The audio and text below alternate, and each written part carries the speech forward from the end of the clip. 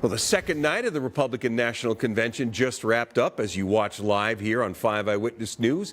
Former presidential candidate and the last standing Republican opponent to former President Donald Trump, Nikki Haley, was one of tonight's main speakers, as was Minnesota Representative Tom Emmer, who also took the stage.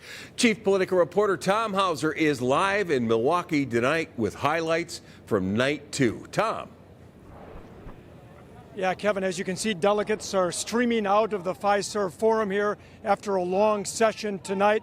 Congressman Tom Emmer and former South Carolina Governor Nikki Haley clearly had two distinctly different roles here on the stage at the convention center at the Fiserv Forum in Milwaukee. Emmer took the stage early in prime time, just before 7:30 tonight. He delivered a stem winder of a speech about what the House Republican majority has done to block Democratic policies and what Republicans have done to advance things on immigration reform. He says the elections in November will give Republicans a chance to do much more, and he made a bold prediction about Minnesota. Get ready, because when we grow our majority, when we flip the Senate, and when we send President Donald J. Trump back to the White House, we won't just be holding the line anymore. We'll be moving forward. I know firsthand that Minnesotans can't afford 4 more years of Joe Biden and Kamala Harris. That's right. Which is why I'm confident that we will make history this November when we turn Minnesota red for the first time in 50 years.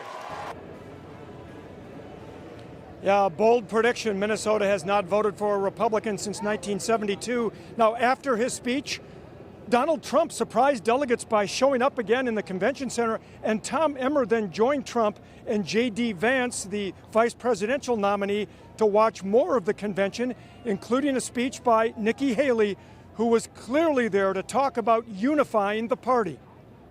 You don't have to agree with Trump 100% of the time to vote for him.